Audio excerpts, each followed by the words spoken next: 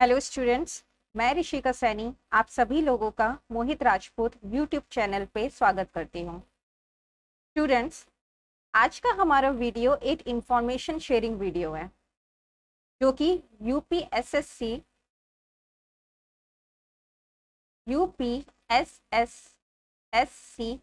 PAT के notification के बारे में है। चलिए, ये क्या है, कौन कौन भर सकता है, किस किस पोस्ट के लिए अप्लाई करते हैं, इत्यादि इत्यादि इस चीज का हम डिस्कस करते हैं। देखिए स्टूडेंट, ये जो मैंने खोल रखा है ये आपका नोटिफिकेशन है और इस नोटिफिकेशन का विश्लेषण आपके बहुत सारे यूट्यूब चैनल में है। पर अभी जो स्टार्टिंग में हम बात करेंगे वो नोटिफिकेशन में जो चीजें नहीं है उसके ऊपर बात करेंगे। और सबसे ज्यादा जो इंक्वायरी मेरे पास आती है स्टूडेंट्स की वो ये होती है, इस एग्जाम को क्वालिफाई करने के बाद हम किस किस पोस्ट के लिए अप्लाई कर सकते हैं। देखिए, पहली बात तो ये एक प्रिलिमिनरी एग्जाम है। इसको देने के बाद ये आपकी 1 साल तक वैलिड रहता है, 1 साल तक वैलिड रहता है। इसके बाद सरकार जो भी पोस्टों पे, और पोस्ट कौन सी है, ग्रुप सी और बी, इन पोस्टों पे जो भी वैकेंसीज निकालता है आप उन वैकेंसीज को फिलअप कर सकते हैं, भर सकते हैं। ठीक है, इतनी बात समझ में आ गई कि ये 1 साल तक वैलिड रहता है, एक प्रिलिमिनरी एग्जाम है जिसको आपको क्वालिफाई करना है। ठीक है जी, चलिए अब हम एक चीज और देख लेते हैं कि इसमें पोस्ट कौन कौन सी होती हैं, जो कि अक्सर बच्चों के दिमाग में ये कंफ्यूजन रहती है। तो इसके अंदर आपका वीडियो, अगर आप इसको क्वालिफाई कर लेंगे तो आपकी जो वीडियो की वैकेंसीज है इसके लिए आप अप्लाई कर सकते हैं। ठीक है जी, उसके बाद फिर अकाउंट क्लर्क मैं यहाँ पे लिख दे रही हूँ ताकि कोई कंफ्यूजन ना हो। इसके बाद नोटिफिकेशन का विश्लेषण अच्छे से करेंगे। उसके बाद आपका लेखपाल, ये अच्छी अच्छी पोस्ट है, काफी अच्छी है इस टाइम तो। टैक्स असिस्टेंट,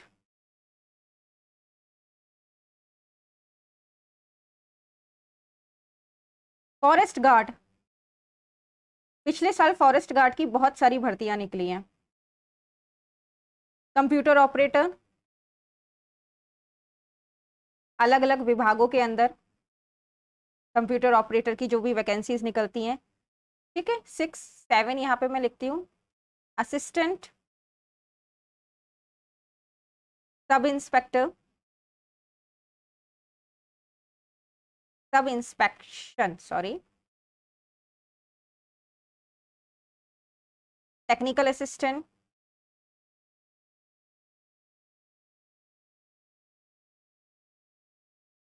स्टेनोग्राफर्स की भी निकलती हैं यहाँ पे। बस आपको थोड़ी सी जो स्टेनोग्राफर की जो लैंग्वेज होती है या राइटिंग वाली जो प्रैक्टिस होती है उसे करना होगा। 8 9 10 अकाउंट्स क्लर्क। ठीक है जी, और प्राइमरी टीचर 11 12 प्राइमरी टीचर, जो कि महिलाओं के लिए बहुत अच्छी जॉब है। ठीक है, तो इस तरीके की जो पोस्ट है, वेरियस पोस्ट जो निकलती हैं वो हम लोग इस एग्जाम को देने के बाद, क्वालिफाई करने के बाद, इन सबको अकॉर्डिंग टू आपके जो भी मार्क्स आ रहे हैं उनको भर सकते हैं। ठीक है जी, एक चीज स्टूडेंट अच्छे से जान लीजिए, इस एग्जाम को क्यों देना है इस साल और हम क्यों इस पे इतना ज्यादा जोर दे रहे हैं। देखिए, आप सभी को पता है 2024 में चुनाव आने वाले हैं। ठीक है, तो जब भी कभी चुनाव आते हैं उस टाइम पे सरकार अपने हित, मतलब हित नहीं लेकिन अपने आप को अच्छा दिखाने के लिए खूब सारी वैकेंसीज निकालती है। ठीक है, तो ये अनुमान लगाया जा रहा है कि यूपीएसएससी पैट को क्लियर करने के बाद इस साल का, उसके बाद काफी सारी वैकेंसीज आएगी। तो इस मौके को प्लीज और प्लीज आप खोइए मत। अगर आपको अच्छी नौकरी की जरूरत है, अच्छे से तैयारी करिए और इन सब पोस्टों पे अप्लाई कीजिए। चलिए, अब ये तो हो गई बातें सारी की सारी जो मेरे पास इंक्वायरी आती थी। अब थोड़ी सी हम बात करते हैं नोटिफिकेशन के ऊपर कि भाई क्या क्या है, क्या क्या नहीं है। देखिए यहाँ पर है ऑनलाइन आवेदन।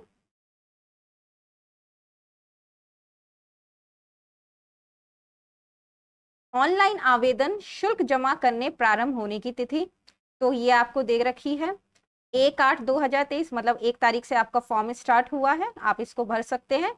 और आवेदन सबमिट करने की अंतिम तिथि दे रखी है 30/8/2023। अगर कोई प्रॉब्लम हो जाए, आपको एडिटिंग करनी है फॉर्म के अंदर या कोई गलती मिस्टेक हो गई है, तो उसको आप 6 तारीख को सुधार सकते हैं। ठीक है, और क्या क्या दे रखा है भाई इसके अंदर?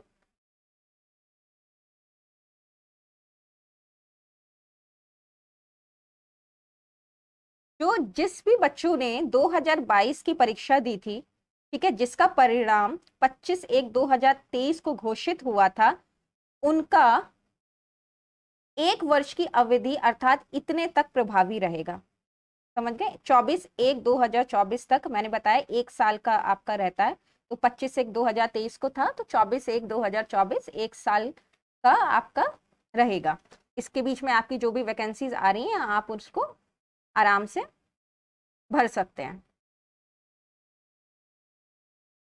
नेक्स्ट पेज देखते हैं। आयोग की परिधि में आने वाले पद, ये सब है। हाँ, यहाँ पे ये दे रखा है अधिनियम उपन समूह, ये भी छोड़िए। ये आपकी साइट दे रखी है, वेबसाइट है http://upsscgovernment.in। इस ऑफिशियल वेबसाइट पे जाके आप डायरेक्ट फॉर्म को भर सकते हैं। ठीक है जी।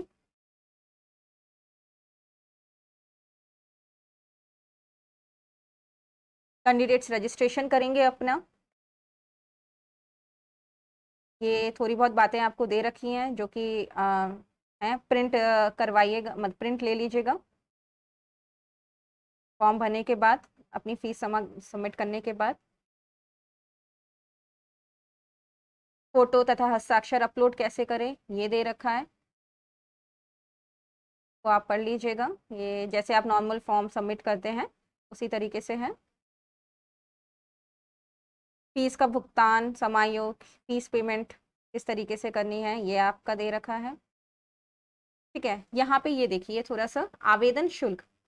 ठीक है, तो यहाँ पे सामान्य जो जनरल में आते हैं उनका 160 आवेदन शुल्क है, और ऑनलाइन प्रक्रिया शुल्क ये 25 रुपये ले रहे हैं, तो 185 के लगभग। अनुपिछड़ा वर्ग मतलब ओबीसी, उनके लिए भी 185 रुपीज़ है। अनुसूचित जाति SC ठीक है जी, इनका आपका 95 रुपीज़। अनुसूचित जनजाति ST के बारे में तो आपका ये 95 रुपीज़, और दिव्यांग जो हैं उनके लिए 25 रुपये।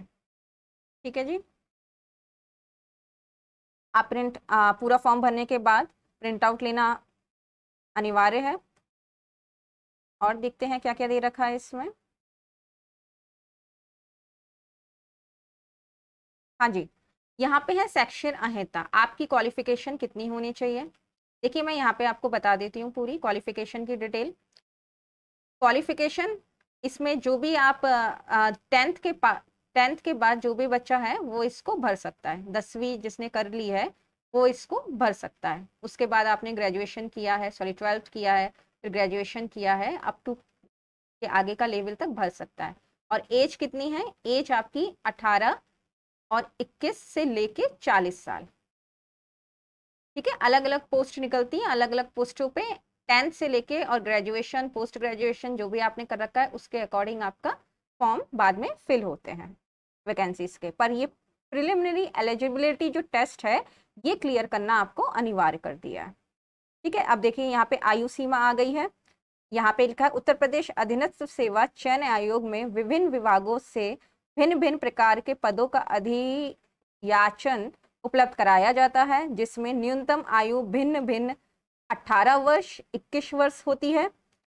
अधिकतम आयु सीमा उत्तर प्रदेश ये जो भी है, और उसके बाद 40 वर्ष, मैक्सिमम कितनी दे रखी है? 40 वर्ष होगी। ठीक है, इस प्रकार ऐसे अभ्यर्थी जिन्होंने इतने में न्यूनतम आयु 18 वर्ष पूरी कर ली हो तथा 40 वर्ष से अधिक आयु प्राप्त ना की हो, इस वाली परीक्षा 2023 पात्र होंगे। ठीक है जी, इस पूरे पैराग्राफ में आपका क्लियर कर रहे हैं। चलिए नेक्स्ट पेज पे देखते हैं। ये सब इन्होंने आरक्षण और परीक्षाएं योजना, ये सब आपका इतना वो नहीं है,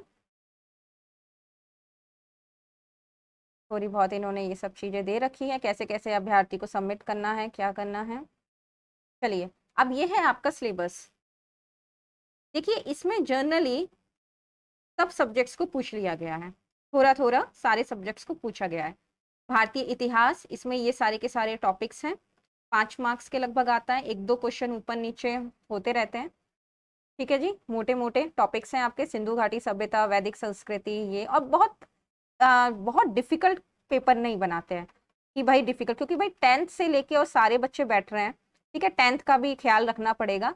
तो आप अगर नॉर्मल भी स्टडी करके जाएंगे, आपको इनका जर्नल भी पता है, तो आप क्वेश्चंस अच्छे से अटेम्प्ट कर पाएंगे। उसके बाद भारतीय राष्ट्रीय आंदोलन, इंडियन नेशनल मूवमेंट। ठीक है जी, इसके आपके स्वाधीनता आंदोलन के प्रारंभिक वर्ष, स्वदेशी क्रांतिकाली आंदोलन, आपको उग्र राष्ट्रवाद, भगत सिंह और इन सब का टाइम, भारत छोड़ो आंदोलन, quit India movement, Gandhi ji इरा, आजाद हिंद फौज तथा नेताजी सुभाष चंद्र बोस, ये सब आप पढ़ लीजिएगा। 5 मार्क्स के लगभग इसमें से भी क्वेश्चन बनते हैं। भूगोल, जनरल भूगोल है आपकी, जो आप हर पेपर के लिए वो करते हैं, तो ये सब आपका हो रहा है। और हमारे चैनल पे भी ये सब चीज़ें करवाई जाती हैं, क्वेश्चंस पेपर को डिटेल एनालिसिस करवाई जाती है। इंडियन इकोनॉमी, ठीक है जी, ये आप देख लीजिएगा।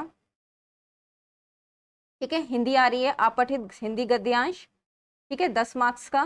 व्याख्या एवं विश्लेषण, 10 मार्क्स की। ग्राफ, ग्राफ बहुत पूछे जाते हैं यहाँ पे, ग्राफ की व्याख्या एवं विश्लेषण, ठीक है, 10 मार्क्स का है। तो जो पाए चार्ट्स होते हैं, इस तरीके से आपने देखा होगा, ये इस तरीके से जो मैथमेटिक्स में ग्राफ बनते हैं कि भाई इतनी ए और इतना बी, ये ए है ये बी है, इसकी पॉपुलेशन जो है वो इतनी है और इतनी है, फिर उसके बाद आपको दूसरा दे देंगे इस तरीके से।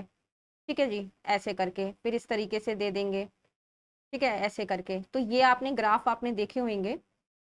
उसके बाद फिर आपसे पूछेंगे कि ए और बी या फिर सी और डी, इनमें कितने परसेंट का अंतर है, कौन लोअर है, कौन है, कितने उसमें कमी हुई है। तो इस तरीके के जो ग्राफ रिप्रेजेंटेशन, इनकी जो कैलकुलेशन होती है, ये आपसे पूछा जाता है। इसके कम से कम 5 से 6 क्वेश्चन आते हैं। तालिका की व्याख्या एवं विश्लेषण, तालिकाएं आपको करनी है। आई थिंक इसमें मैंने एक पेपर छोड़ दिया है, थोड़ा पीछे चलते हैं। हाँ जी, ये देखिए, समान हिंदी भी है, जनरल हिंदी, इसमें संधि, विलोम, पर्यायवाची, व्याख्या, ये सारे वही टॉपिक्स हैं जो आप जनरली आप किसी भी कंपटीशन की तैयारी कर रहे हैं सरकारी नौकरी की, तो ये सब आपने पढ़े होंगे और पढ़ना ही पड़ेगा। जनरल इंग्लिश होती है, एक पैराग्राफ आता है। ठीक है, एंटोनिम्स आते हैं, विलोम शब्द आते हैं, सिनोनिम्स आते हैं, अंग्रेजी व्याकरण, अपठित गद्यांश और आधारित प्रश्न, इस तरीके की चीजें आती हैं। ठीक है, लॉजिक रीजनिंग आती है आपकी, क्रम एवं रैंकिंग, संबंध, बृहत एवं लघु, ठीक है, समूह एवं, ये सब वही टॉपिक्स हैं जो आप और भी गवर्नमेंट एग्जाम्स की तैयारी करने के लिए आपको करनी पड़ती है। भाई करंट अफेयर आ रही है 10 मार्क्स की, करंट अफेयर का अच्छा खासा वेटेज है। ठीक है, करंट अफेयर मैंने क्वेश्चन पेपर देखे हैं, और इसी चैनल पे आपको आज या कल तक पहले वाला जो शिफ्ट है आपका, उसका पूरा एनालिसिस आपको मिल जाएगा। ठीक है, तो करंट अफेयर 10 मार्क्स का। जनरल अवेयरनेस जो है वो आपकी 10 मार्क्स की आ रही है, भारत के पड़ोसी दोस्त, मतलब जीके, जनरल जीके। देश, राजधानी एवं मुद्रा, ये विश्व, भारतीय पर्यटन स्थल, भारत कला एवं संस्कृति, इस तरीके से आ रहा है। नेक्स्ट पेज, एक सेकेंड, हाँ नेक्स्ट पेज यही हो गया। तो भारतीय अर्थव्यवस्था, राष्ट्रीय आंदोलन, यहाँ से हमने स्टार्ट किया था सिलेबस को देखना। और ये सारा तो हमने अभी सिलेबस का भी एनालिसिस, डिटेल एनालिसिस किया है। तो देखिए स्टूडेंट्स, आपका जो सिलेबस है वो जनरल है, आप हर जो एग्जाम्स में तैयारी करते वो ही हैं। तो इसलिए मेरा आपसे निवेदन है कि इस वाले फॉर्म को आप भर दीजिए, ताकि आपके आगे के रास्ते अच्छी तरीके से खुल जाएं। और इसके बाद हम कल तक जो पिछले साल का पेट का पेपर है, पिछले साल जो आया, उसका डिटेल एनालिसिस इसी चैनल पे, सॉरी, डिटेल एनालिसिस इसी चैनल पे करेंगे। ठीक है, 2 चीजें बहुत ज्यादा बच्चों को कंफ्यूजन रहती है, कौन कौन सी पोस्ट पे हम फिर बाद में अप्लाई कर सकते हैं, वो मैंने आपको शुरुआत में ही बता दिया क्या एज रहती है, कौन कौन किस एज से किस एज की अवधि में बच्चे कर सकते हैं इसको, वो भी आपको बता दिया। शुल्क क्या लगेगा ये भी है, और सबसे और उसके बाद क्या सिलेबस रहता है, हमें क्या क्या एक्स्ट्रा पढ़ना है या क्या एक्स्ट्रा नहीं पढ़ना है, ये भी हमने डिस्कस कर लिया। ठीक है स्टूडेंट, फिर आज के लिए इतना ही, और जुड़े रहिएगा हमारे यूट्यूब चैनल के साथ। Thank you so much.